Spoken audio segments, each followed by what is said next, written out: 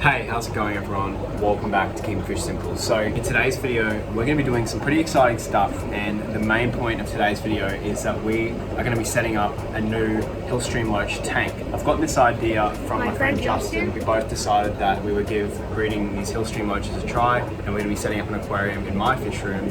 We're going to be doing that today. There's also a bunch of little things that I have to do today. Move some fry around, so I'm going to show you guys all of that. There's a bunch of Cory fry that I've got to move and a bunch of rainbow fish and stuff like that. So without any further ado, let's get on with this vlog. So firstly, I have some terrible news to share with you guys, and it's relating to the Discus spawn, which doesn't sound good at all. This is going to be a little bit of me just being honest here. You can see here the parents still have quite a number of fry, but I've had some significant losses. Now, I'd been told by Justin and told by other Discus breeders just to be careful of Gill Flukes. Now, I hadn't taken that too seriously because I thought that, that couldn't get into my system and all this kind of stuff. I just randomly started noticing maybe 2 or 3 days ago, some of the fry just not being able to swim properly and losing their balance, and it looked like they had swim bladder problems, but they were mostly suffocating. What would happen is the fry would be terribly swimming and then they'd come down the bottom, and you can see down here, they'd just start suffocating and not being able to swim properly and dying. Now, I largely believe this is due to the fact that there's Gill Flukes in this tank. So this tank is being treated with praziquantel. And basically the main lesson out of this is that you just have to treat your Discus tanks with these medications. Part of raising the fry, they are so small and they're so susceptible to it that it just gets into their system.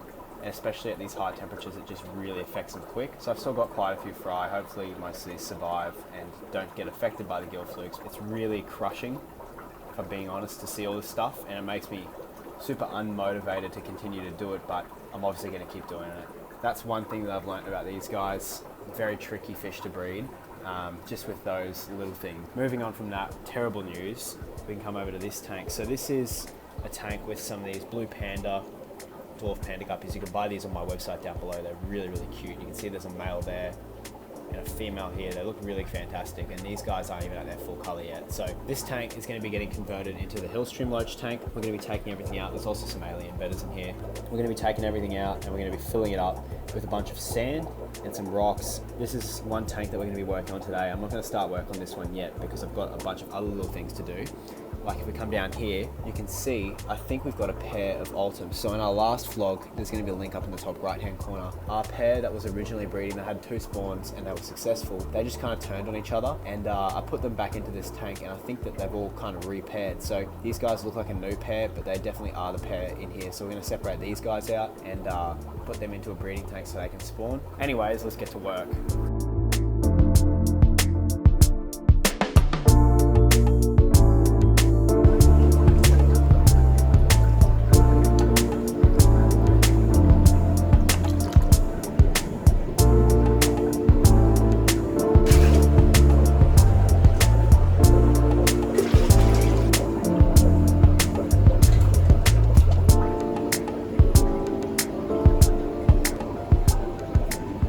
Right, so Justin's here now. We're about to go and set up the Hillstream tank, but there's a bunch of other things that we're going to do now. So yeah, we went to the spawn and had a look. We're not entirely sure what's happening. Very, very strange, yeah. Because some of them are actually doing really well, like this guy at the front. He's got a really nice red belly, he's breathing properly. Yeah, some of them are just really skinny and not eating, so I'm not sure what's going on. What we're going to do now is we're going to take all these fry out, strip them from the parents just to basically have a restart. Yeah. So yeah, we're going to clear up a couple of tanks before we get to the Hillstream Loach tank. We're going to clear out, well, this box to put the Discus fry into. We're going to put the ultim fry in that tank. Now, before everyone gets up me, they're not actually true ultims. They're the Peruvian ultims, so they're a scalar, but they look like an ultim. So what I'm going to do is first get these ones that are doing pretty well just on their own, and then I might just slowly get the fry away from the parents. So Justin took them all out, and we had a look at one of the ones that was dead, and we had a look inside the gill. We kind of just lifted open its baculum, which is the flap that goes over the gill, and yeah, the actual gill of the fish was grey in colour, which means that there's no blood in the gills, which indicates that there's a fluke infestation. And you were saying to me, like, because I'm completely new to all of this, but you can't really kill the fluke cycle. You've just got to, when you have the fry, treat it before it gets to them. Well, the thing is, it's when you're breeding Discus, it's a routine treatment that you do. So you've always got to treat for worms and flukes, and that's kind of like a standard treatment that you do. And I also use Malefics just to make sure that the fish are always healthy. It's a good learning curve. This is the tricky part. So it's not the obtaining the pair. It's not, you know, breeding them, getting them to spawn. It's actually raising the fry. So we've taken the best looking ones and we've put them into this grow out tank with another treatment of praziquantel to hopefully help with the fluke problem. I think we're going to collect some rocks, and we're also going to probably collect some, I want to try some eucalyptus leaves. That sounds good. So yeah, all right, let's head over there. All right, so Justin's braving it and going down here to grab all the rocks that we're going to use for the Hillstream tank. This is actually the creek where I caught the first guppies that I put into an aquarium, and then if you guys have been following the channel, you know the story of how I started keeping fish. So we're also collecting all these leaves for the Cory tanks. These are just eucalyptus leaves, and the reason we're doing it is because if you've ever smelt like Malefics before, it has, isn't it bay oil in it? It's got bay oil, but it's also got eucalyptus oil. The eucalyptus oils from these leaves are going to help a lot with just like disease prevention, like bacterial prevention, stuff like that, but also help to put tannin in the leaves. I mean, tannin in the water. Anyways, I was picking up leaves and I was picking up this green branch, and Justin said not to use this one. The number one thing with fish, and especially when you're trying to put in some leaves that you find around the place, is you don't want the leaves to come straight off the tree, because the tree does this really good thing where it sucks out all of the sugars and all of the things in the leaf that it benefits from recycling. But if you put that into your tank, it can kill your fish. Always get the dry leaves on the floor that the trees got all that stuff out of, and they've fallen off the tree. Because this branch has been broken off by like a galah or like something like that. Yeah, something's broken it off. And like you can the storm last night, you can see all the puddles. Yeah, and you can even see like it's still green. So we've got all of our leaves here, and we've got this massive pot. I mean, for comparison, here's my hand. So we've also got like all these little nuts and stuff to see how they do. So we're gonna boil this all up to get rid of all the bacteria and that. Make it a little bit more sterile for the benefit of the tanks.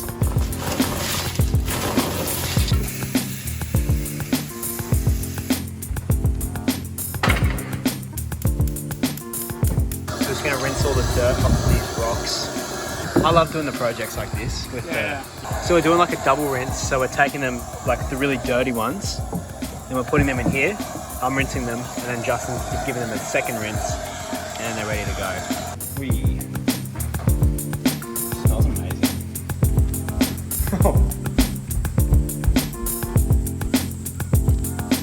So we're back in the fish room now, and we're gonna get all of these really pretty blue panda guppies out, and they're gonna go in this tank over here, because we're actually gonna have a bit of a fun breeding project and breed up a bunch of these. There's also cherry shrimp in here as well. So, oh really? Yeah. I didn't even know you had cherry shrimp. I might chuck the cherries in with like the Zeplex or something like that. What is that? What was a flicker? What the hell? It was stuck to the wood. What the hell? What the hell was that? Did you know you had a flicker? I'm recording that. No, I didn't know. That is so weird, hey? Yeah. I don't know. It would have just been like in there, a little fry, just grown up.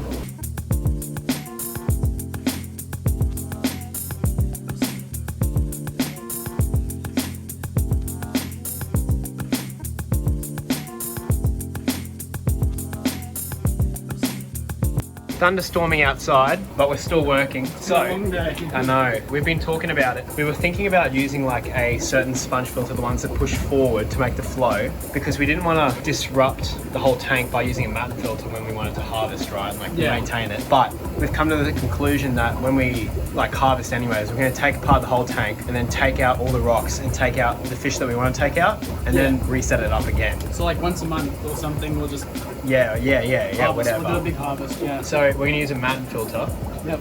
We're going to plug this one in. Then we'll fill it up with a bit of sand and the rocks. And it should be good to go.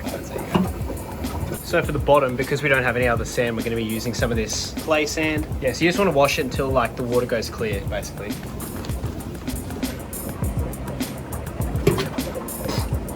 I prefer putting substrate in this high tank. It's easier to siphon out if I don't want to use it again. Like if I want to change the tank. I reckon that's good. You reckon? Yeah, I reckon. You don't want too much. No. And then there's rocks.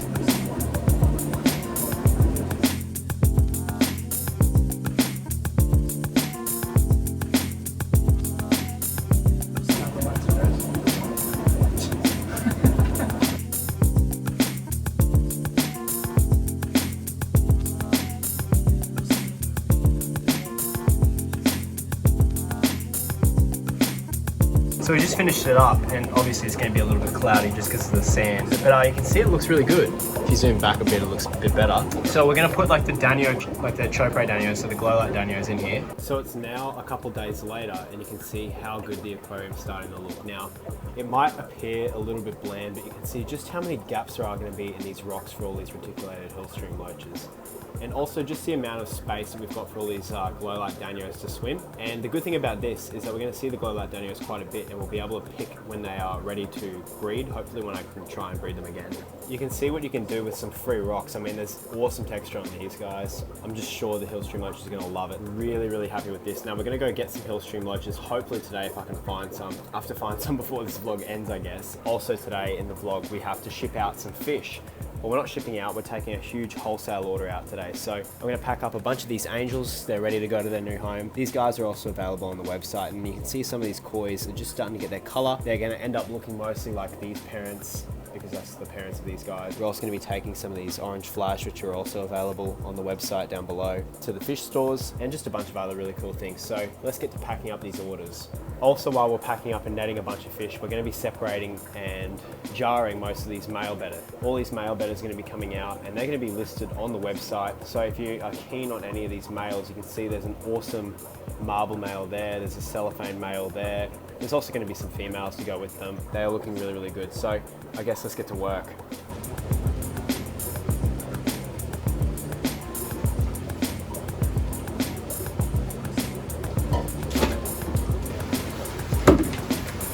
So I just wrapped that up, and you can see I've got all the fish in this massive esky box. So I'm going to do 2 deliveries to 2 different shops. So let's go do that. Well, we've just gotten back from the fish shops and we've sold all those fish. So that's really, really good. We're going to have to do a quick couple of jobs before this vlog ends. And the first thing we're going to have to do, which is really exciting, is our pair of these Peruvian ultimate angelfish. These are the Manapaco Perus, have bred again. So I'm going to have to take all these eggs out. You can see they get a little bit confused with these sides, and they breed on the sides. So I have to get a siphon and suck these eggs out. Let's get to doing that real quick. Oh, they're not even that bad. Well, it's really good to have all those ultims because they're going to add to all of the ultims that we've got in this tank. I really need to get some lights so you can see just how beautiful they are. But under the daylight, like, well, not the daylight, but just my light, these look fantastic. This whole tank's full of these little baby ultims. So now what we're going to do, it's finally come to the time where we're going to jar these males. So you can see in here, there's probably only 30 bettas in this tank, but there's a bunch of the males. There's some really beautiful ones, like I said, they're available on the website down below. We're going to take the females and we're going to mix them with these guys over here. We're also going to take all the males out of here. These guys will be sold within the next week.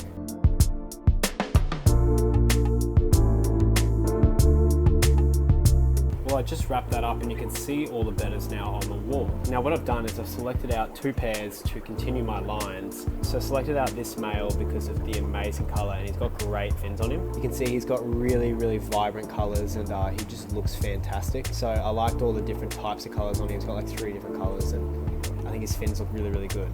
I also selected out this male for that black rim on his tail to see if that stays, and to continue that hopefully. Just should be a bit of fun. I'm guessing he's going to turn into a koi later on, but he's a really beautiful male and he's got great fins as well. I also selected out 2 females off the back here for them to breed with, so you can see I've paired them off now. Now what I've also done is selected out some of the best ones for you guys on the website, so these will be in the link below. I'm not too sure how many of these will still be available, but there's some real stunners. This male for you guys, you can see he just looks fantastic. All the different colors. I've just never seen bettas that look like this before. So he'll be available on the website for a short period of time probably, because he looks the best. Same with this guy, he looks really, really good too. He's got some great lavender kind of colors on him. Turn around so you can see his little face because he's super cute. Also for every male there's a female, so if you guys wanted to try and pair them off and breed them yourself, you could do that as well, because I've tried to pick out a pair for each betta, so what I would breed with each one of those males, so this is one of the females. So all available on the link below. And yeah, so I'm gonna move a bunch of fry around now, and I'll catch up with you guys later when I'm finished that. So I just wrapped that up, and you can see up in this top tank now we've got all these blueberry koi juvenile bettas growing out, so that'll be good in here. I moved them out of these 2 tanks, so they were in this tank originally. We've moved some red dragon betta fry to these, and in this tank we've got some just mixed bettas, just some random ones as well. So we've also moved a ton of these koi angelfish into this tank. I don't know how many there are, there's hundreds in here. All these guys are in here to make space over in that bottom tank that's filling up right now. You can see it's empty down there for the German blue rams to go into. I forgot to mention earlier on regarding the Hillstream Loach tank that when I was doing my laps and selling all the fish to the local fish stores, I went to every store in Brisbane pretty much, and no one's got Hillstream Loaches at the moment. So we're gonna have to wait till a couple vlogs time till we can get some Hillstream Loaches into this tank, but we have set it up and it's looking really, really good. So I'm gonna get back to work. I'm gonna take some photos of these Bettas and list them online, and I'll see you guys in the next vlog.